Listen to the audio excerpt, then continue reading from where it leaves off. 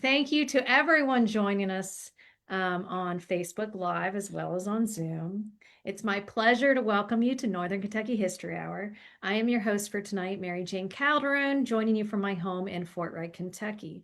Also joining me by Zoom is our presenter for this evening, Jeannine Kreinbrink, and my assistant for this evening, BCM Service Associate Heather Cook. Thank you, ladies, for joining me, or all of us.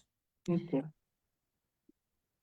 Northern Kentucky History Hour is a project of Behringer-Crawford Museum, Northern Kentucky's History Museum, that would not be possible without support. So thank you to all of our sponsors, including the City of Covington, Kenton County Fiscal Court, ArtsWave, Kentucky Arts Council, Northern Kentucky Sports Hall of Fame, and our members.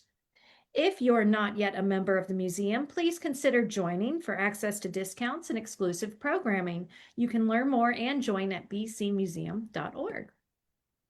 Let's learn a little bit about tonight's presenter. Jeannine Kreinbrink is the president and senior partner at K&V Cultural Resources Management, LLC, which she co-founded in 2011 with Doug Von Stroh. She has combined a career in cultural resource management with conducting educational and public programs in archaeology, preservation, and history. Her career in archaeology began at NKU, volunteering at BCM, where she has been an associate archaeologist since 1981. She started a full-time career as an archaeologist in 1986, working on urban archaeology in Covington. Jeannine obtained her MA in 1992 from the University of Cincinnati and has worked as a professional archaeologist ever since. She serves on the board of directors for the Friends of Big Bone. She helped found and served on the board of the James A. Ramage Civil War Museum and also taught as an adjunct professor for the anthropology and history departments at NKU from 1997 to 2014. So welcome, Jeannine. Thank you. Glad to be here. And a quick reminder before we get started, we love participation from our viewers. So please leave any questions or comments that you may have in the chat or the Q&A feature, and we'll be sure to get to those at the end of the presentation. And now it's trivia time. The first person to answer the trivia question wins a Northern Kentucky History Hour prize and, of course, bragging rights. So tonight's question is, what new type of mapping has helped find ancient cities in the Amazon? Go ahead and get those answers in the chat. And I'm going to go ahead and stop sharing my screen, and we'll get the presentation pulled up, and we'll turn it over to you, Miss Jeannine. Thank you. Looks like everybody knows the answer already. I'm seeing some quick answers. Smart folks watch this show. I know. Well, it has been in the news too, so recent, not too long ago. All right. Well, welcome everyone. We are going to talk about some fun maps tonight. I mean, the last time I talked, those were fun too, but I really like the kinds of maps we're going to talk about tonight because they help us figure out what's below our feet, what is below the ground. How did the topography and the setting and what we see now landscape wise, how did it get here? And what does it look like? And what's it made of? And all those kinds of details. So we're going to talk about some of that this evening. And the first slide here, we'll just stay for just a second. These are two maps, one on the whiter one is Boone County, and the gray one is Kenton and Campbell County with the squiggly Lincoln River going south to north, kind of up through the middle of that image. These are both available on the local GIS setups, Link GIS for Kenton and Campbell County and Boone County GIS for Boone County, and also on a website called Kentucky from Above, which we'll talk about a little bit later. Let's go to slide number 2, please, Heather. So tonight we're going to talk about mainly two different types of maps. Topographic maps are the maps that show you the elevation differences, the terrain, and the purpose is to illustrate natural landforms and settings. Now, a lot of these maps will also include modern, human things imposed on that landscape, like roads and where cities or communities are located, sometimes buildings, depending on the map. And the second category are geological maps, and these illustrate what generally lies below the surface and or what has influenced or caused the shape of the land as we see it now. These can include soil maps, they can include the geology of the substrate, the rocks that underlie everything, or what the glaciers caused in this area to change things across a landscape. So we'll look at some of those, and also some new ways of creating maps, such as LiDAR. Next slide.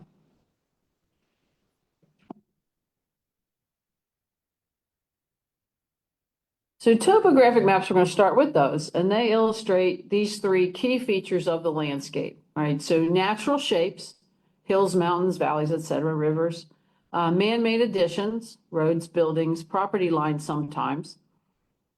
And the mapping method uses what are called contour lines, and we'll see those in a minute, on flat paper. So it's a two-dimensional image, but they're using lines drawn on the maps to show elevation and depth. And for the local area, the USGS, the United States Geological Survey, has been creating these maps since 1898. And then we'll talk about, like I said, modern technology with new methods of mapping. And we'll start with some old maps. So next slide, please.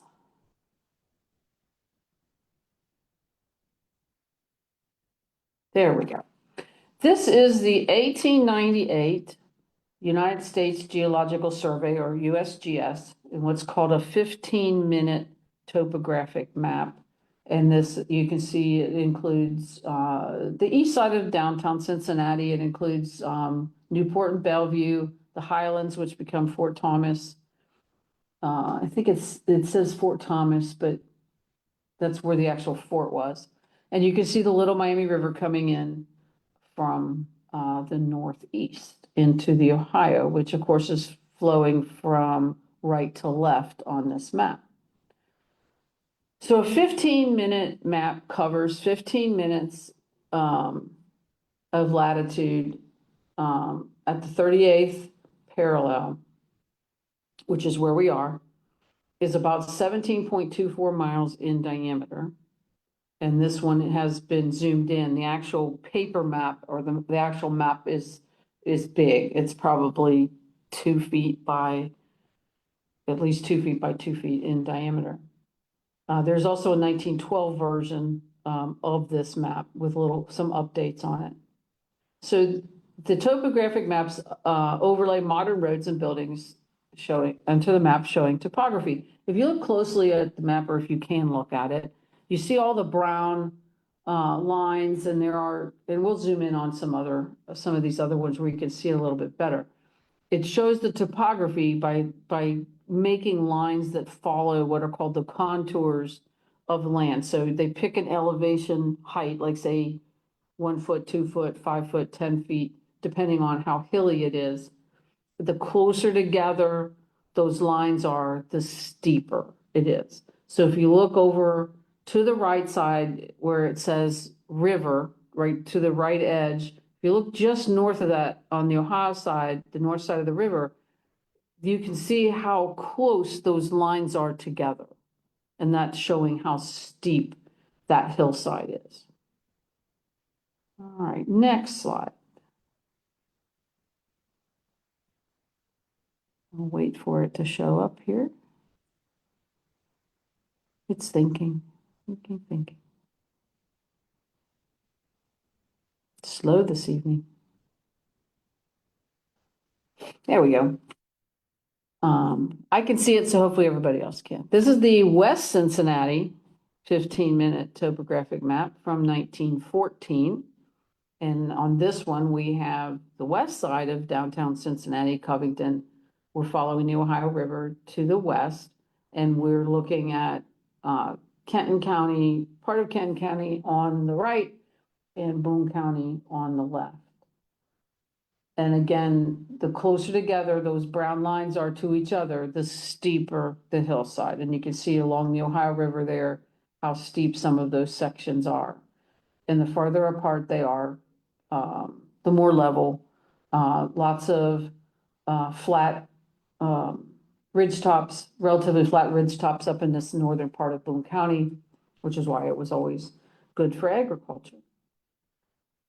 All of these types of maps give us a really good look at what the setting was when people were moving in. I know I gave a talk whenever that was about why people settled in different parts of northern Kentucky and who chose to settle where, depending on the topography. And we use these all the time when we're looking back at, say, a project where we're going to go survey to look for archaeological sites or try to figure out, would there be archaeological sites on this field or on this piece of property?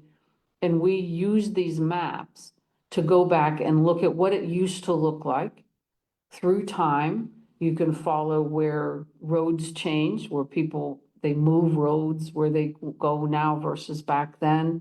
In a lot of these early maps, if you zoom in there and look, you can see buildings.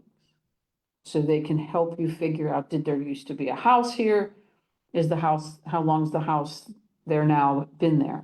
So we use these maps all the time to go and look back and try to figure out what it was in the past. We call that doing a land use history, to try to figure out what happened in the past at a particular site. So the USGS, like I said, these are the 15-minute ones. And then starting in the 1930s in some areas around here, most of the next type of topographic map is from 1950s. We can go to the next slide then, Heather. Thank you.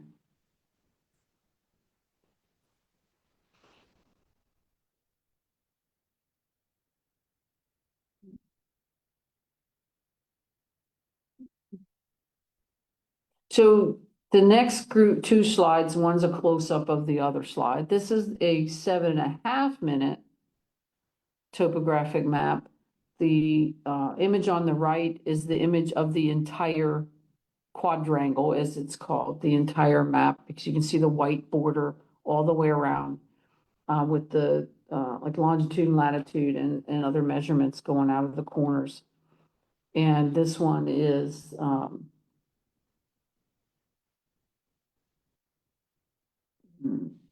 I think this is the Newport quadrangle. And 7.5 minutes at 38th parallel is 8.62 miles in diameter. So this map is 8.62 miles across. And it's a little bit longer north-south.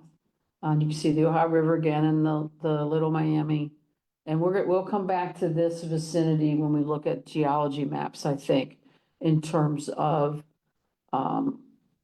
how wide the Little Miami River is and things like that, and the Licking River, when we start looking at them geologically, as opposed to topographically, which is what these are called. And the left side is just a little bit zoomed in where you can kind of see, hopefully, those contour lines that are mapping out the slopes and what the topography of it looks like.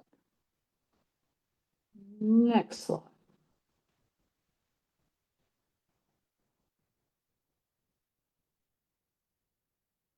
The next slide is just another version.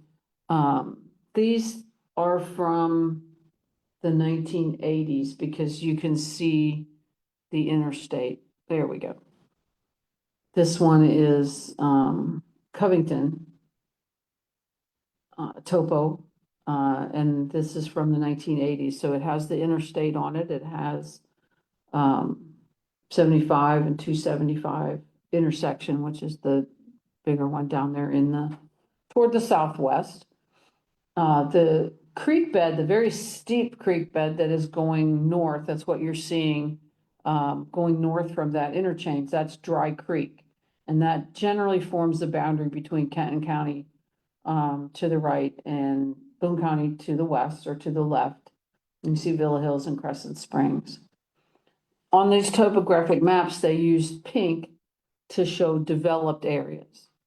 Because sometimes in these developed areas, you kind of lose some of the topography. And so it's there underlying, but it is showing the areas that have been developed over time and where the roads are going.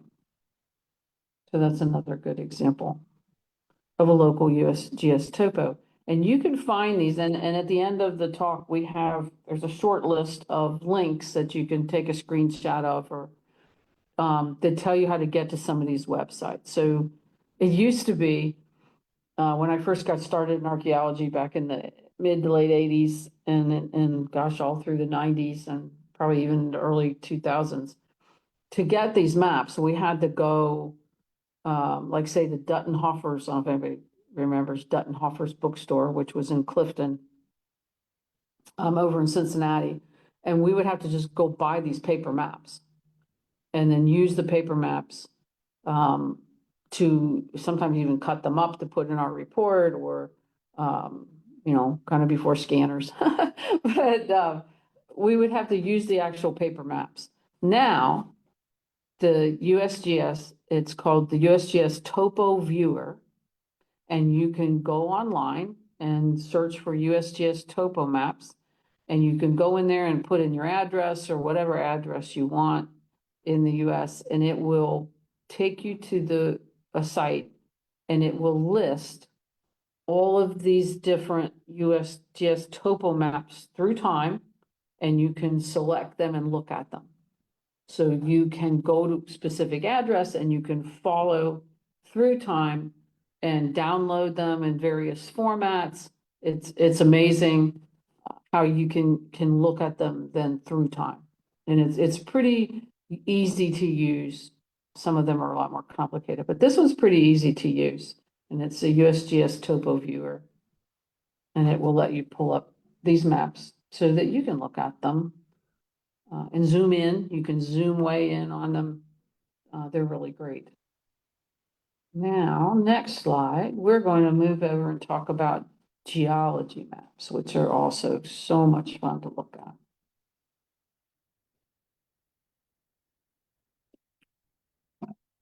There we go. So these maps, as I said, illustrate what lies below the surface or what's influenced or caused the land to be as we see it now. We're not really going to look at soil maps tonight. I don't think I have a soil map on here because they get complicated. But there are maps that will show you the distribution of the dirt. So the different soil types, right? Sand, clay, different soil types. Some soil types are found on level surfaces, some on hillsides. And the USDA, the Department of Agriculture, started mapping soil types back in the 1930s, I think. And almost every county has a book. It used to be actual paper books. The one for Northern Kentucky had, I believe, Boone, Kenton, and Campbell all in one book. And so you could go buy these books and you could look at a particular location and it would tell you what kind of soil you could expect to find there. And is a great resource. And now it's all online at a website called Web Soil Survey. And if you go there and you put in your address or county or location, then you can zoom in and it'll tell you what kind of soils should be there. But I don't think we have time for that tonight. So this is a geology map, a simple, pretty simplistic version of a geology map. And it shows the subsurface rock layers. And we are the purpley color there. It covers all of us down past Lexington is the Ordovician time period. And going out from that, you see two kind of concentric arcs of, there's a blue and a red, and the blue is Silurian and the red is Devonian. And it's interesting because the Ordovician is the oldest. And as you go out from that, it gets younger. And that's because we live on something called the Cincinnati Arch, which 400 and whatever million years ago, this was underwater, and that's why we have all the fossils like the brachiopods and all the little seashells and all of that in our limestone. After that time frame, and I'm not sure the exact time frame, there was an uplift in the earth, and the elevation was raised up, and the younger surfaces eroded away. And they're still there. So as you go outwards toward, Oldham County and Louisville to the west and past Maysville over there to the east, you get different kinds of rocks. So we mostly have gray limestones and shale in this area. Obviously the limestones are all full of fossils. And you go out into the Devonian and the Silurian, and you got other kinds of rock. There's one called dolomite, which is kind of a yellowish stone. They're all sedimentary, but they're different. You get different rocks, you have different fossils as you go out from this central area. And this maps that in a very, viewable form, simple enough to make sense and understand. And from there, you can dive into more and more complicated versions of these maps. And I think the next one is one where it gets more complicated. So this next couple of maps are also from the USGS. And anyway, we need to go to the next slide, Heather, sorry. Although you probably already clicked on it. There it is. These are also made by the USGS, and they are geology maps. So these map the underlying and surface rock layers. This is Petersburg. This is fascinating. I love this map. So I've marked Petersburg. You can see where Petersburg is. The Ohio River is curving around. And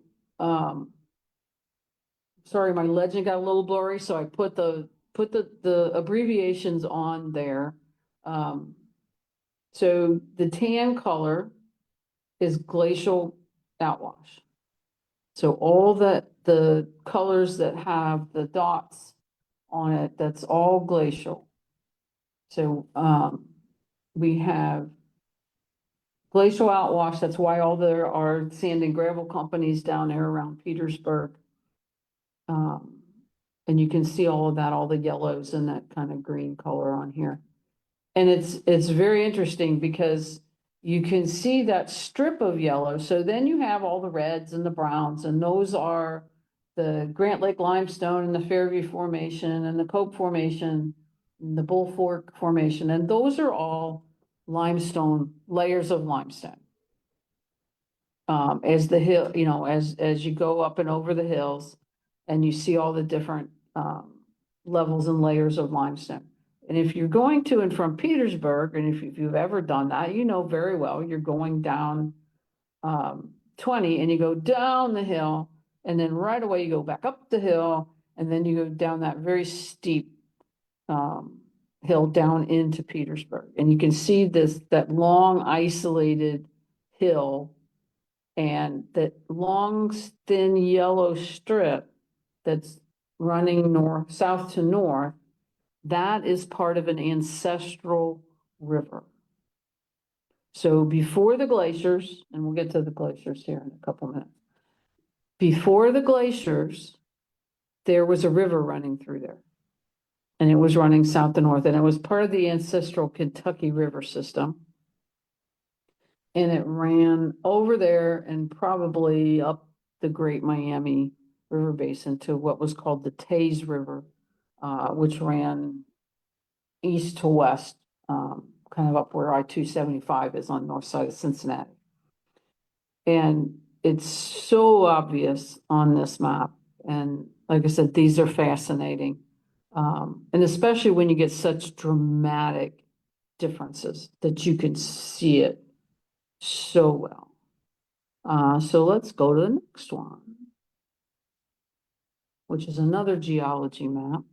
This is of the Licking River, which is, of course, flowing south to north. And this is in the Morning View area. So Campbell County is to the right and Kenton County is to the left. And you can see how the Licking River is winding its way to the north and through this, it's sometimes very broad valley.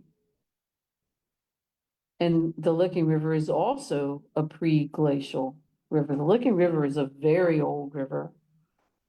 Been flowing through this wide valley for a very long time.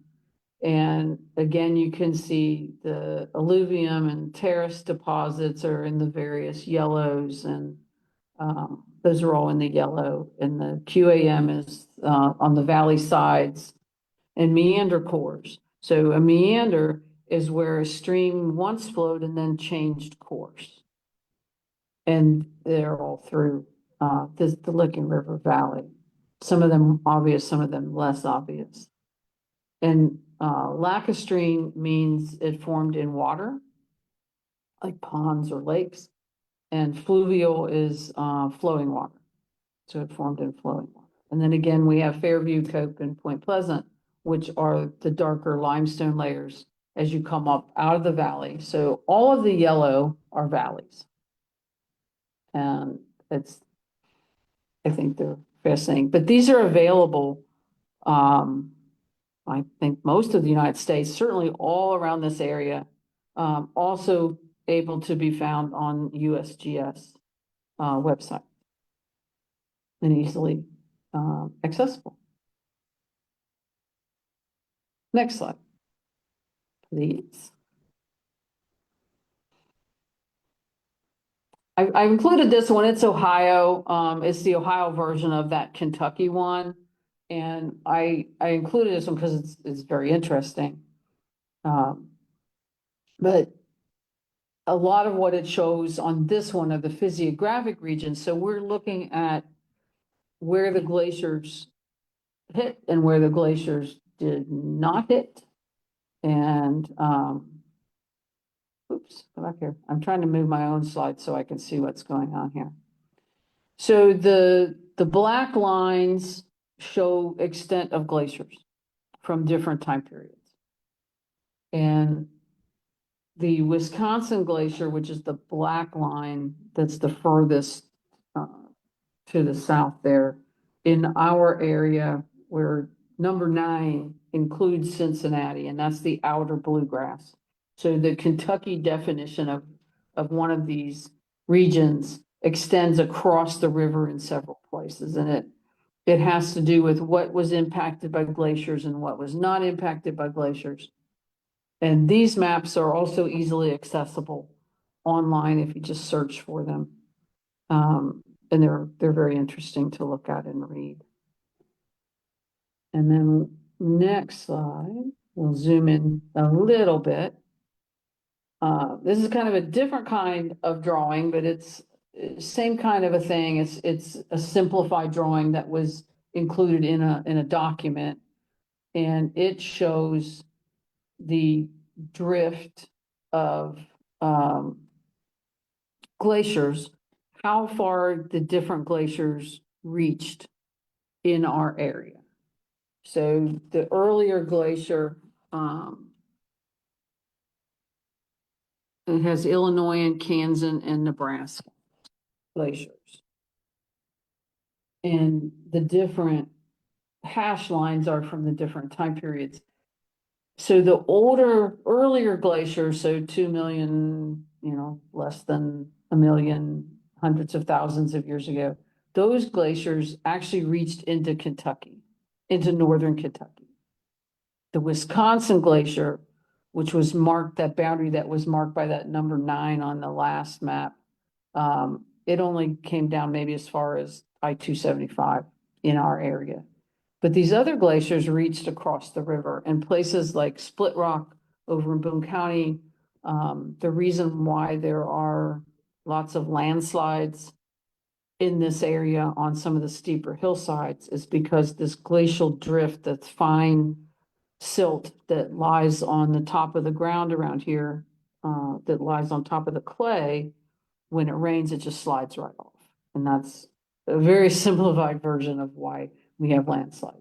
But a lot of it has to do with which glaciers got how far and what kind of silt and soil and sands and gravels that they left behind them. Next slide.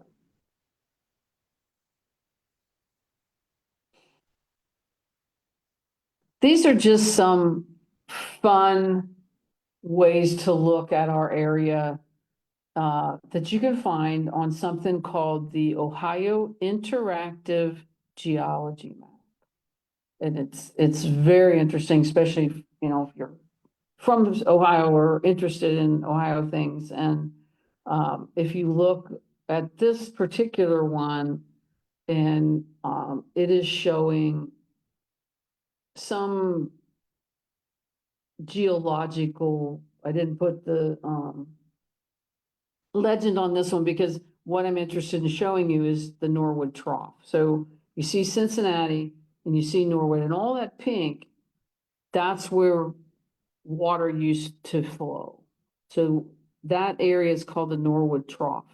And it's the valley where part of that old Taze River system used to flow. So it's, you can go in here and choose all different kinds of layers, all different ways to look at, you know, you can even zoom in much further than this to try to get a look at all this really fascinating information that is now all online and relatively accessible. This one's really pretty easy to use. Some are not quite so easy. Next slide, please. This is a different version of that same area on the same Ohio Interactive Geology map. The black line is the Wisconsin Glacier. That's how far south the Wisconsin Glacier came. And you can see it's kind of right up there at the border with Butler, and then Warren County up there on the north edge. And all these different things. So you can see down here in Cincinnati, we've got, especially to the west, and that's the Great Miami, all the complicated stuff over there along the western edge, that's the Great Miami River. So we have lots of the pink and purples are outwashed, so that's sands and gravels, explains all of that. The kind of palish purple and the tan that's downtown, that's beach sand. Now, that's a pretty fine sand. There's also another kind of sand that is called foundry sand. And if you go look at the sand that's on the infield of like a local baseball diamond, that's foundry sand. So it's a coarse brown sand. And that's found in great quantities in this area. So like I said, this map is fascinating. And it helps us to understand what's going on below our feet and different ways to look at it. And it's really good about, this one is really good, gives you the legend and everything.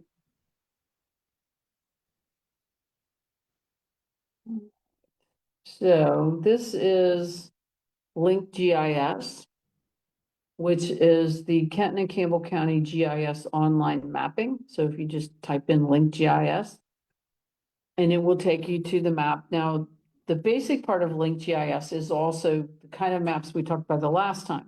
As property boundaries, you can look up properties, who owns it, a piece of property, and you can look at all kinds of boundaries on the basic parts of the Link GIS.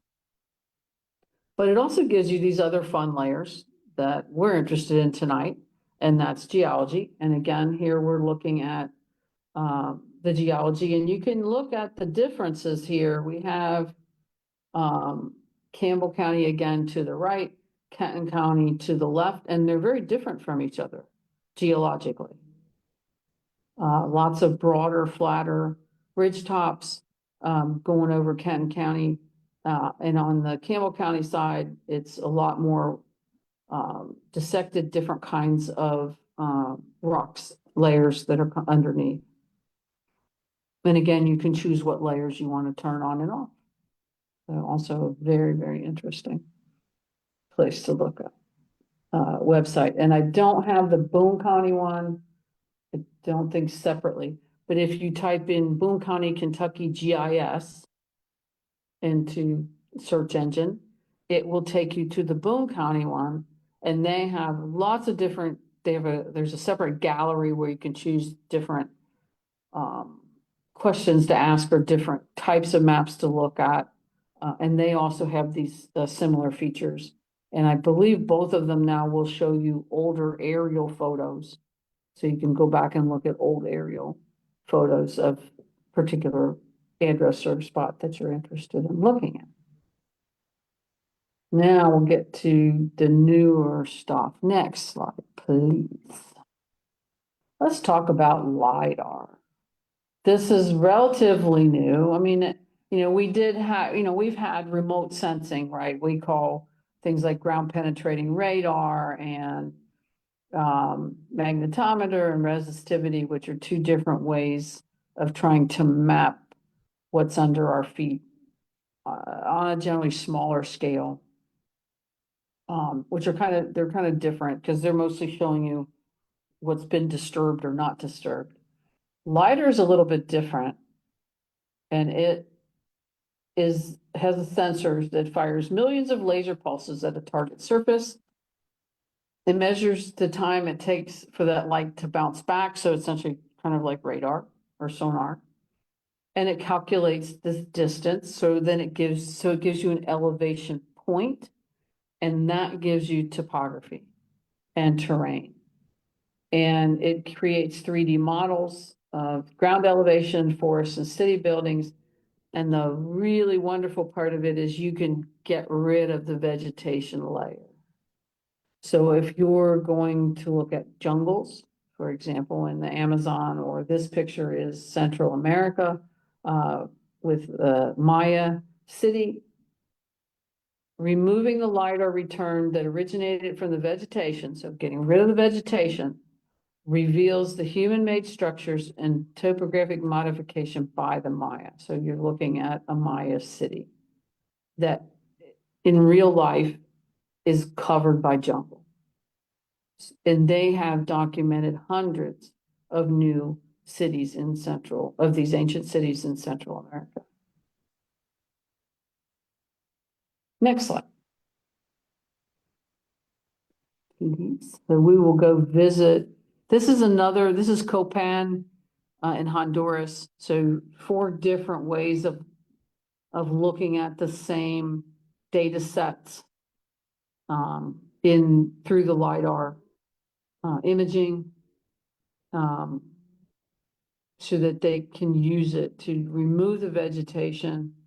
You can still see the vegetation in the upper right, and then they remove that, and you can see all of the little squares and all of what are foundations. So interesting. Next slide. So now we can get to the Amazon. There we go. That's an amazing image.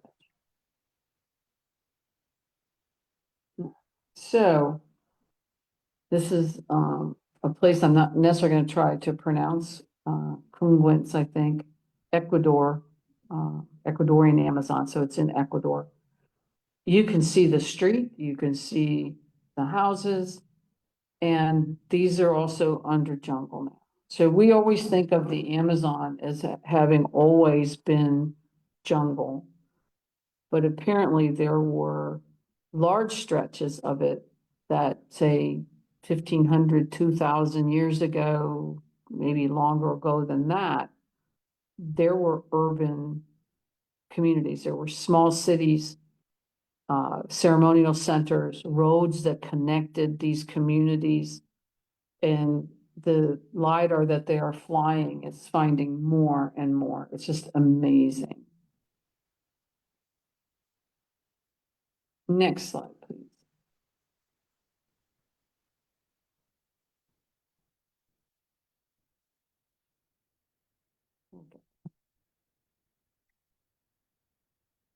This is another image of a community, and you can see the roads going around and the roads leading out, like spokes of a wheel.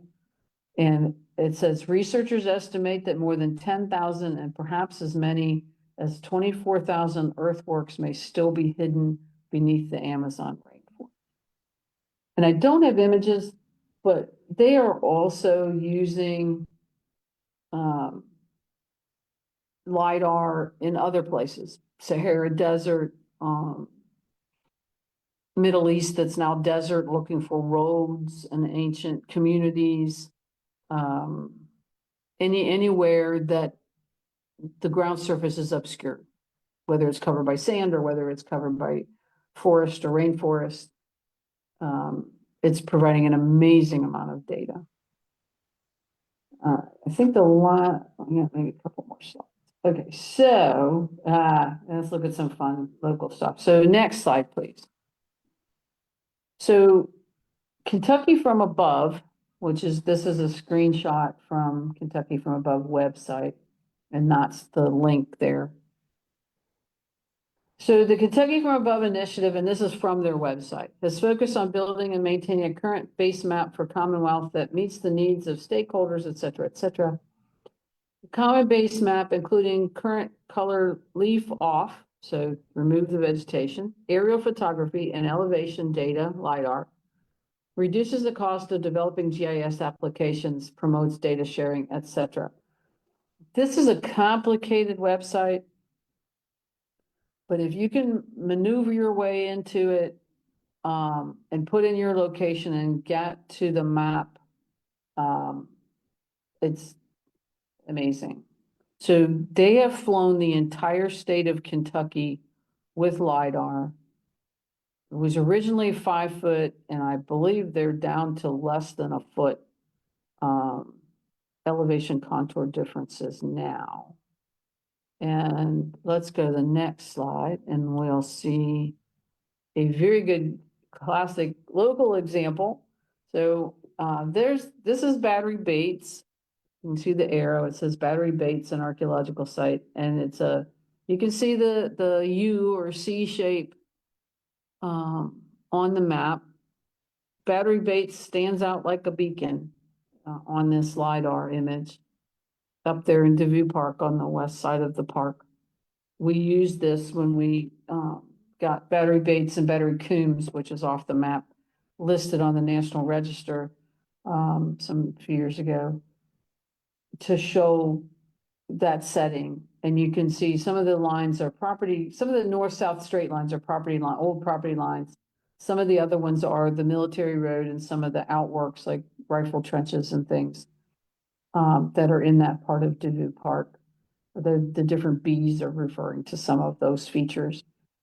But Battery Bates itself is just amazing, how clear and how sharp the corners are. Because if you go up there, and if you've been up there, you know, it's sort of a U-shaped mound of dirt, but the corners are certainly not this sharp on the surface, but they are certainly this sharp as visible to the LiDAR. So it's fascinating. All right, next slide. So I have two more, one of which I'm not really telling you the location. So this is an Indian mound, that oval, very large loaf-shaped mound that we got listed on the National Register way back in 1980 and then donated to the Archaeological Conservancy. So it is protected, and it is on a ridge overlooking the Ohio River. And it is, again, like a beacon on these LiDAR images. Next slide. Here's another one. This is, I've left the roads on this one because this one you can't miss it. If you're on 12 Mile or Oneonta Road, which is where 12 Mile Creek comes into Route 8 down by the Ohio River in Campbell County, you can clearly see this mound from Oneonta Road. It's very visible, just off the road. And it's another loaf-shaped mound. So a lot of people are using LiDAR. I know there's been a big effort in Ohio to use the LiDAR just to zoom in and try to find earthworks and like Native American burial mounds and, or, you know, Maya cities or, that are previously undiscovered. It's amazing. Next slide. So this is another real pretty obvious one. This is Shawnee Lookout Park and Miami Fort earthwork on the Ohio side of the river, which I got to on the Kentucky from above. So they obviously overlapped across the river a little bit. And you can clearly see where it says 747 feet right there? You can clearly see the earthwork going around the edge of that ridge and across the ridge, right under where it says 747 feet. So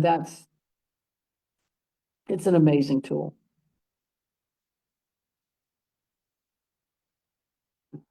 So I have one more slide and then the end. So this next slide, we'll go, this is Hamilton County. This is from a 1914 map. So this is kind of an example of where you can use a map to illustrate data to show distribution of things that are mapped onto the landscape. This is the 1914 Archaeological Atlas of Ohio.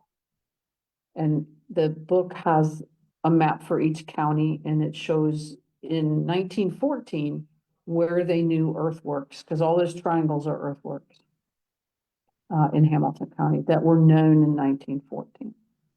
So I just like these maps because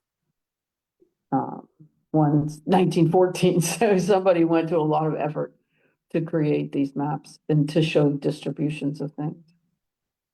And I think we're getting close to being out at about 20 after, and I have one more slide. If we go to the last one, this is just the end.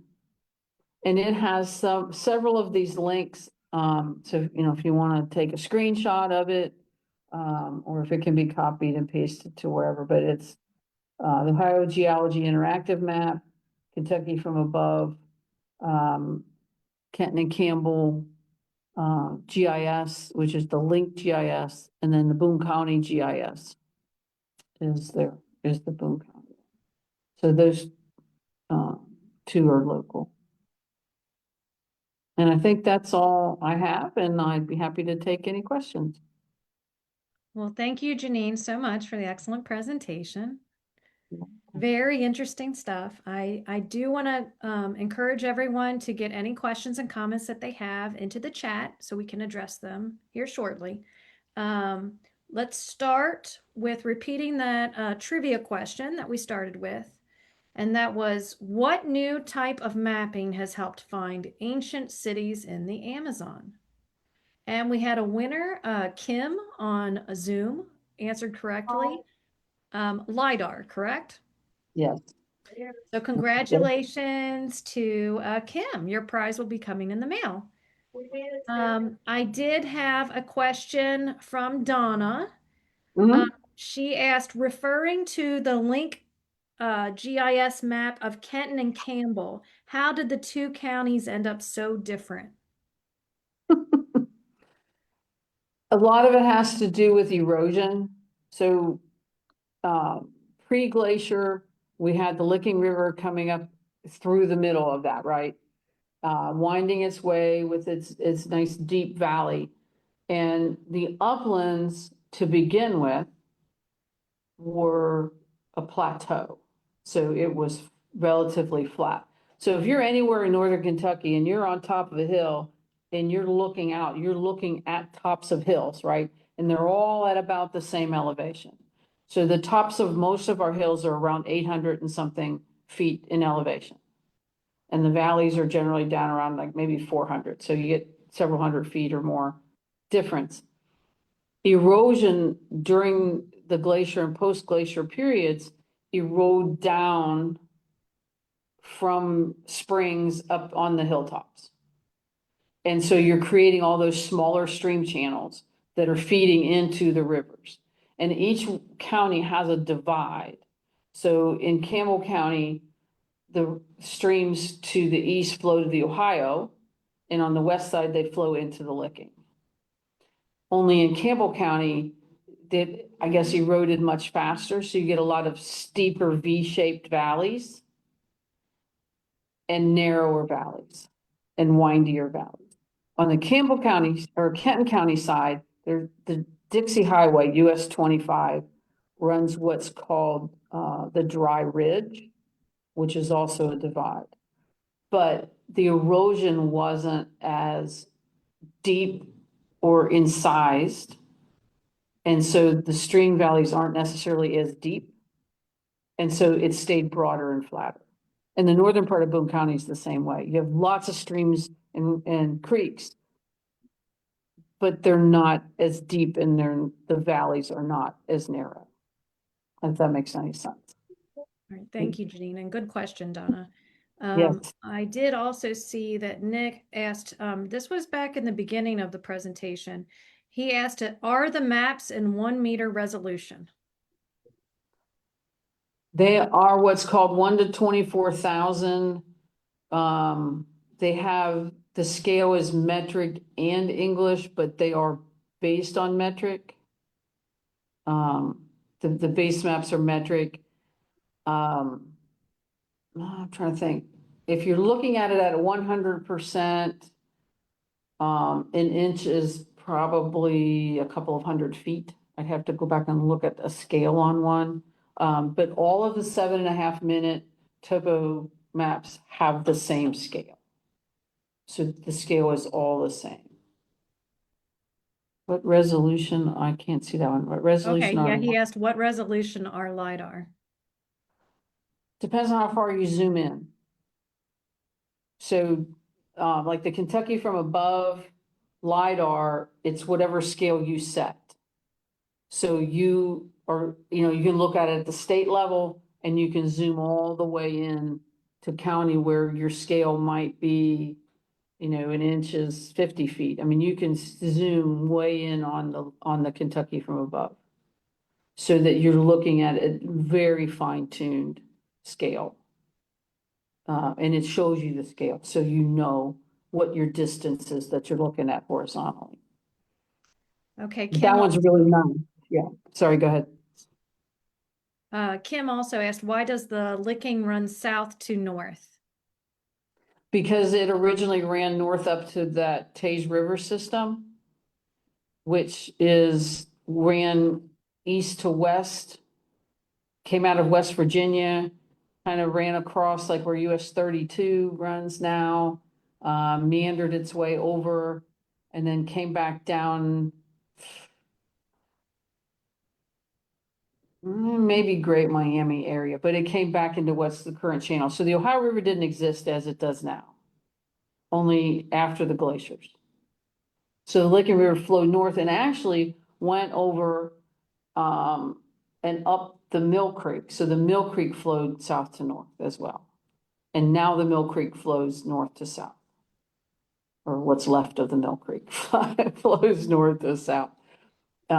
But it's because it's a very old river and the terrain was very different before 2 million years ago. Okay, and now we'll check in with Heather because Heather's been watching our Facebook feed. Heather, did we have some questions on Facebook? Yeah, Patty on Facebook is asking like how they do LiDAR, how does it work and how does it operate? Drones and airplanes. Mhm. So they have the cameras that take, thousands of pictures, a minute or whatever, and you fly it in transects. So you're flying parallel flight path, back and forth, back and forth, back and forth. And so everything overlaps and it creates a 3D image. That's a simple version. And we just got in from Lessa. Do you prefer LiDAR or GIS and topo maps? I do like topo maps. Topographic maps are two-dimensional. So you have to use the contour lines to visualize it as a three-dimensional image. LiDAR has been an amazing resource because it's three-dimensional. It shows you on very small scale the elevation differences. So that's why it can map buildings and foundations and, like say old river channels and things like that, that are not visible necessarily on the surface. LiDAR is amazing. I like LiDAR. I mean, I really like any map, but LiDAR is a new way of making a map. Do you think that LiDAR is becoming more affordable? No, but that's why that's why it's funded by governments or institutions or large grant foundations and things like that, because I mean, on a small scale, if you could afford the camera equipment, I guess you could fly your own LiDAR. I mean, remote sensing is the same way. The different kinds of remote sensing can cost you, $50,000 to buy the instrument that you need to do, like say, ground penetrating radar, that sort of thing. It's all still very expensive. All right. Well, if that's all the questions we have, did we have any other ones, Heather? No, that was it. Okay. Well, thank you so much, Jeannine, for You're such an welcome. excellent presentation. And we've gotten good feedback about how great. They're so glad that they can go back and watch again because this is so much useful information.